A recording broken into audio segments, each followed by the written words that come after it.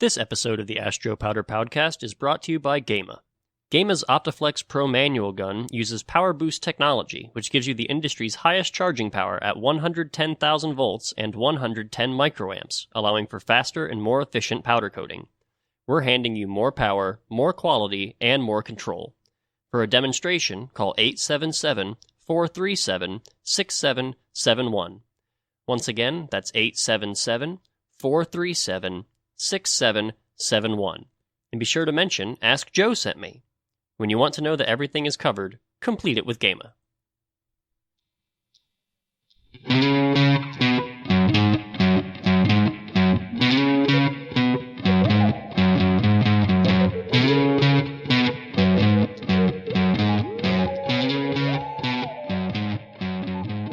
Hello, all you powder coating fans, and welcome to episode 10 of the Ask Joe Powder Powdcast. We really appreciate you taking time to join us. I'm your host, Joe Powder, a.k.a. Kevin Biller, and with me is my esteemed colleague, sidekick, and partner in crime, Nathan.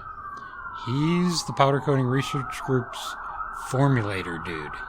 I didn't do it. I'm innocent. We're broadcasting from the PCR Group studios in Columbus, Ohio. And so you know, the purpose of this Ask Joe Powder Powdcast is to bring news and technical know-how to the global powder coating community. Let's get it rolling. Before we do, Shout out. I would like to give a shout out to a couple old buds of mine, Dave Cocuzzi and George Pilcher. They both have been in the coatings industry for a very long time. Probably don't want to talk about exactly how long, but you know what I'm talking about. They're both liquid paint dudes, mainly in the coil coating sector, and now they provide their knowledge and experience to the ChemQuest group. Dave is also the technical director of the NCCA, which is the National Coil Coaters Association. Both guys have provided the coatings industry with a wealth of insight and information. And personally, whenever I need insight into the architectural coatings industry, these are my go-to guys. And recently, George authored a very comprehensive article on coatings additives, which was published in the Paint and Coatings Industry magazine. So keep up the good work, gents, and let's get together for lunch when life gets back to normal. Okay, enough of that. It's now time for our Guess What segment. Guess what? All right, our first item comes from the European Coatings Journal. They conducted an interview with Dan Simovic. He's the co-CEO of Tiger Coatings North America, and they basically asked him all about the powder coating market and current trends and future trends. It's pretty interesting. I'd recommend going and seeking out the article on its own, but just quick sum up here. They ask him what the current trends are in powder coatings, and he talked about how they're able to achieve metallic powder coatings with liquid-like coating appearance. Also, the expansion of TGIC-free powder coating formulations as markets become more globalized and more normalized. A lot of those European-type formulations are moving over here. Another trend he talks about is the ability to do smaller size custom color matches, which a lot of customers might want to get the exact look that they're looking for. He spells color color, Nate. And then when they ask him about the future potential for powder coatings and where the market is headed, Simovic talks about there's an increased demand for global solutions across different markets. So we're starting to see things like the expansion of the Qualicoat requirements into North America.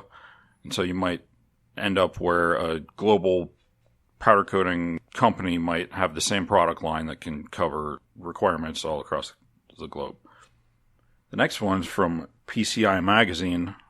They report that Sherwin-Williams has launched their Powdura Eco Hybrid product line. And basically the Eco line is their line that involves polyester resin comprised of pre-consumer recycled plastic, so they can promote sustainability and reduce plastic pollution.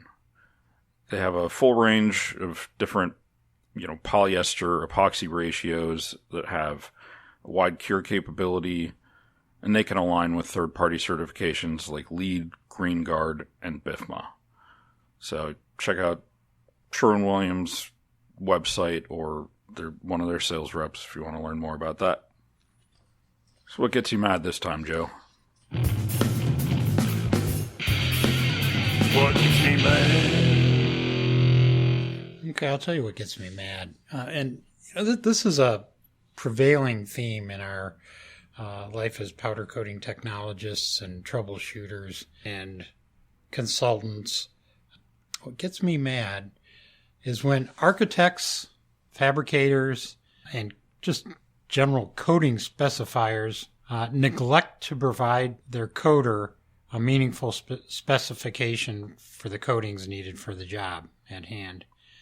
And I'll tell you, not a month goes by when we get a call from a frustrated, or even worse, manufacturer complaining about coating failures in the field. More often than not, the problems in the field emanate from a lack of communication regarding what coating performance is needed for the end use. And we dig into this a little further, we find all too often no specification had been given, and maybe just a simple reference to a generic powder type, perhaps on an engineering print for the job. They might say something like semi-gloss black polyester powder coating. And consequently, the coater's faced with guessing which powder coating will meet the needs of the job, and sometimes they just take the easy route, pull something off the shelf that looks and sounds like what's on the print, and coat up the parts, and then this causes a whole world of pain down the road. Our laboratory, we hear complaints of powders fading, corroding prematurely, maybe losing adhesion after a couple of years in the field, when the fabricator, and more importantly, his or her customer expected the coating to last a quote-unquote lifetime, or anything beyond what they've seen in the field. So fans, it's crucial that you make sure that the architect or specifier give you a comprehensive specification for what performance is required for the job.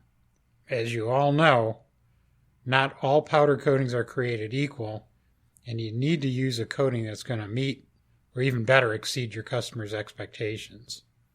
This is where a good relationship with your powder coating supplier is invaluable. Make sure that you understand your customer's requirements and communicate those requirements to your powder supplier. Best thing to do is to request that they give you a detailed specification. And this is going to include not only the generic type of powder like polyester or hybrid or polyurethane or whatever, but also the performance requirements for the coating itself. How many years they expect to have it in the field, what they're expecting for the performance as far as aesthetics and durability are required. And once you get that, get everyone, all the stakeholders, to sign off on what will be used before you start the job. Trust me, it's better to be diligent on the front end than to be overly defensive later on. All right, powder coating fans, enough of that. It's time for the Q&A portion of our podcast. Do you have a question? Ask Joe Powder. Well, you can ask him. Ask Joe Powder. He has the answer that'll advance your powder coating. It's the Ask Joe Powder Powdcast.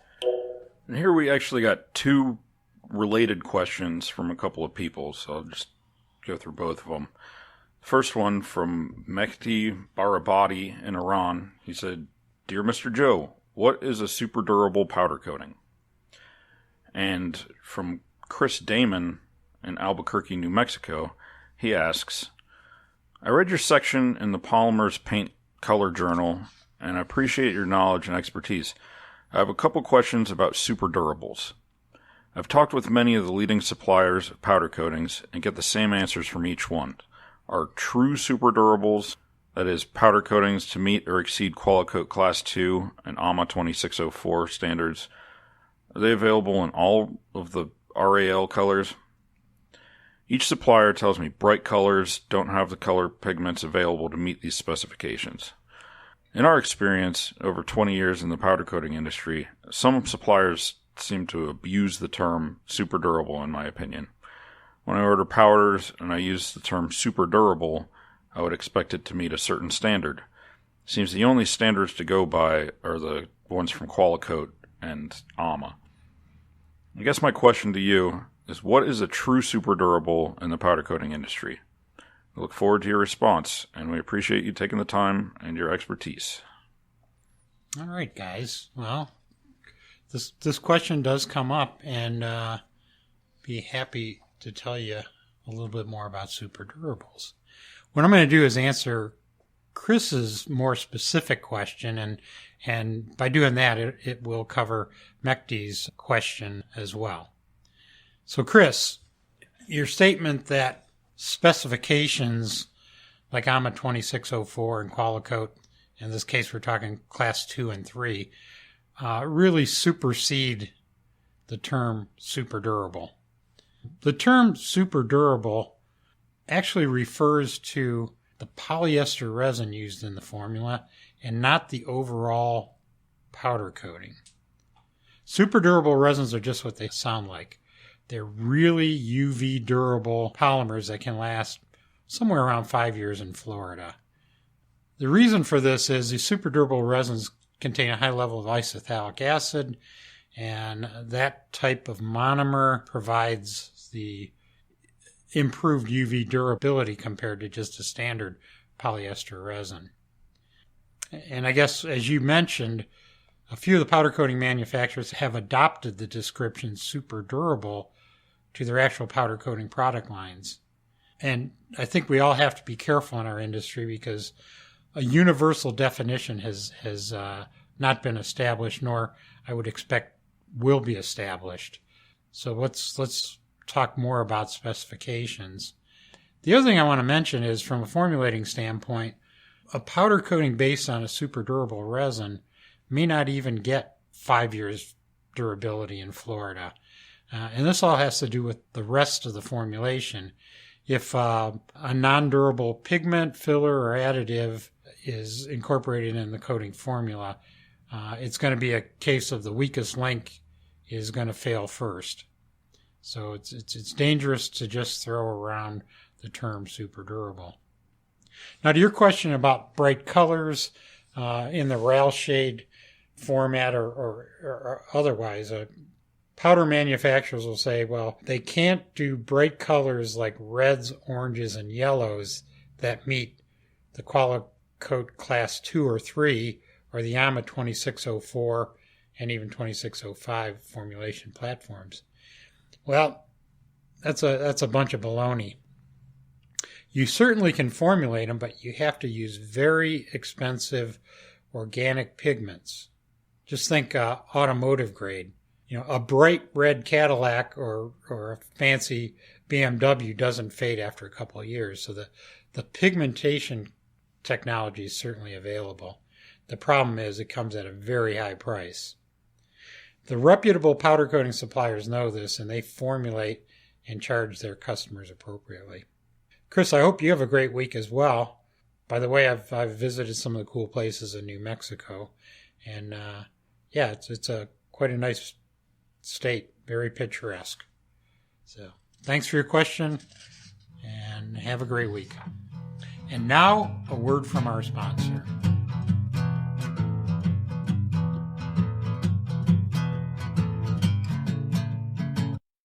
Synchronized monitoring and control of your entire automated process is the core of Gama's Magic Control 4.0 data management systems, with options like line management, offering deeper insight into productivity and consumption, or energy management, allowing you to monitor and save both energy and air consumption, or batch management, offering tracking of powder used to coat production batches. Gama provides the very best in technology and connectivity for smarter factory automation. To learn more about Gamma's Magic Control 4.0 data management systems, visit CompleteItWithGamma.com. When you want to know that everything is covered, complete it with Gamma. The Powder Coating Research Group is a proud sponsor of the Ask Joe Powder Powdcast. PCR is the only independent laboratory dedicated to powder coating technology. We do everything from raw material evaluation, formulating the next generation of coatings, new product development, testing, troubleshooting, training, and consulting. Find out more, visit our website at powdercoatingresearch.com, or you can email Kevin Biller at kevinbiller@yahoo.com. Thanks for listening to the Ask Joe Powder Podcast.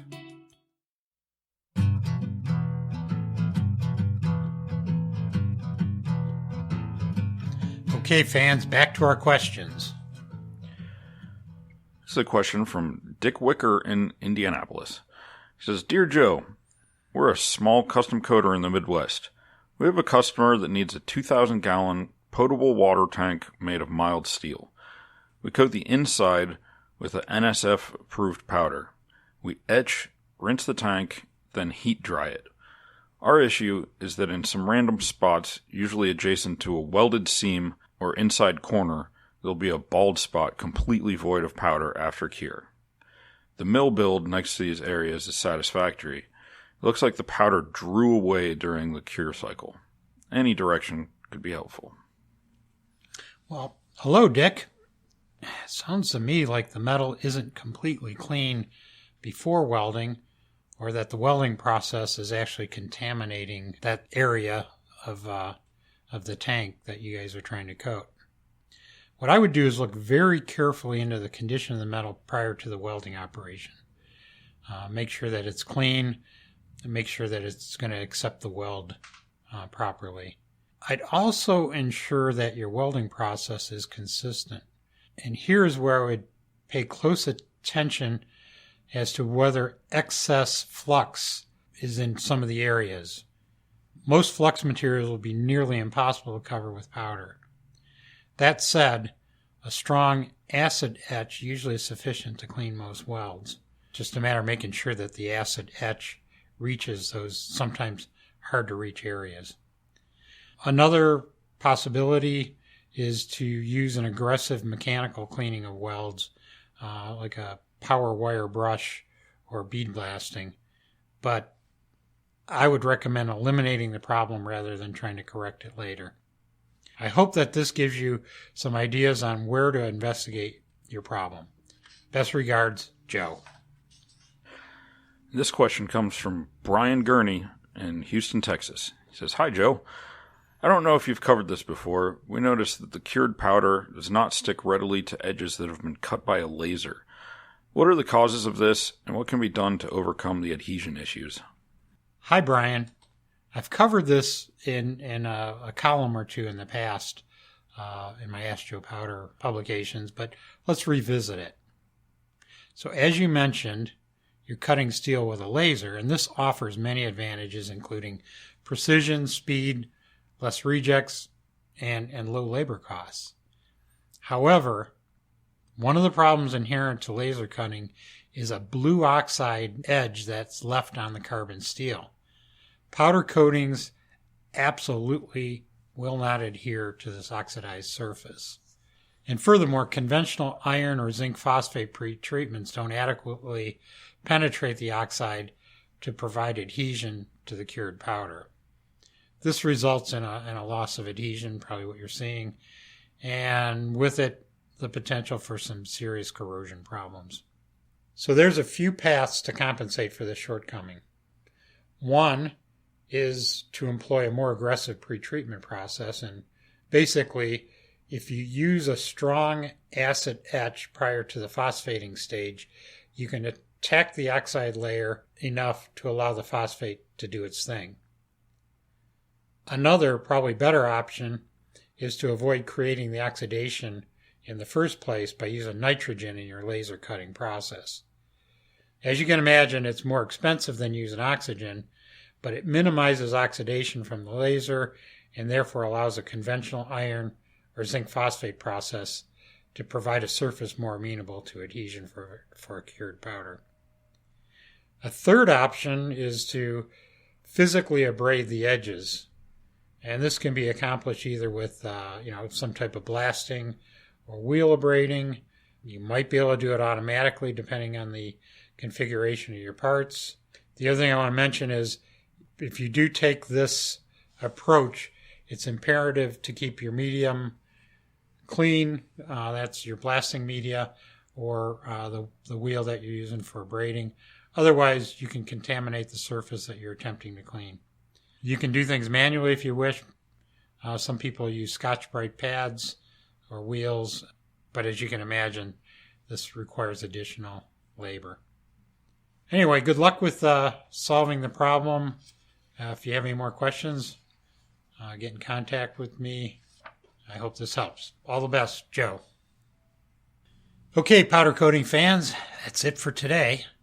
But before we leave, just want to let you know you can find Joe Powder in Powder Coated Tough magazine, which is published 6 times a year by the Powder Coating Institute. PPCJ, which is Polymers Paint Color Journal, and Finishing Flash on the Paint and Coatings Industry website. And we actually had a pretty interesting interview scheduled. We were going to try to get it out this week, but due to some technical difficulties, we're going to push that back a little bit. Just keep an eye out for it. It should be worth the wait. And we'll probably have some announcements next time about more industry events. Kind of in a state of flux still, folks. But we should know more for the next broadcast. All right, and you can find us online at askjoepowder.com.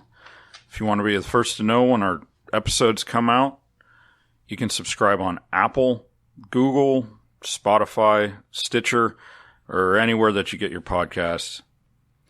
We have a YouTube channel. We'll be posting videos, especially when we do the interviews. We'll be putting those on there. There's a Twitter, aka Joe Powder. And if you want to submit a question for Joe Powder, the email address is askjoepowder@yahoo.com. Or you can call and leave a message on our voicemail. It's country code 1-478-2-ASK-JOE. That's 1-478-227-5563. This has been a production of the Powder Coating Research Group. Original music, editing, and those stingers between all the segments are by Nick Page. Again, the phone number is 1-478-2-ASK-JOE. But if this is an emergency, hang up and dial 011-8999-8819-9119-725-3. And remember to keep your powder dry.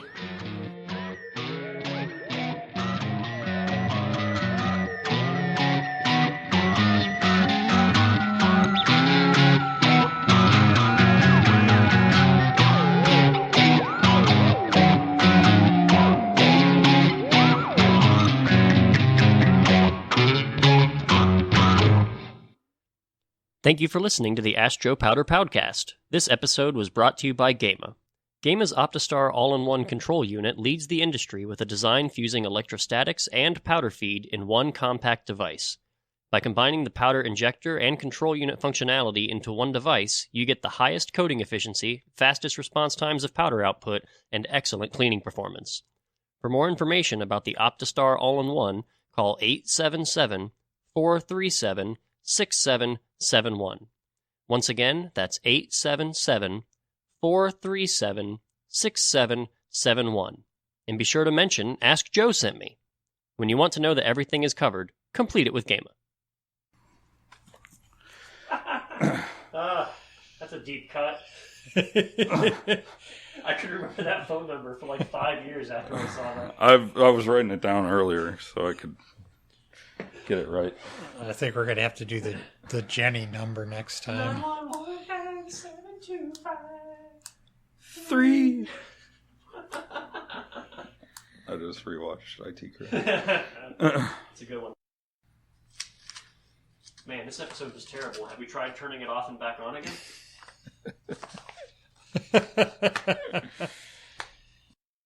Father!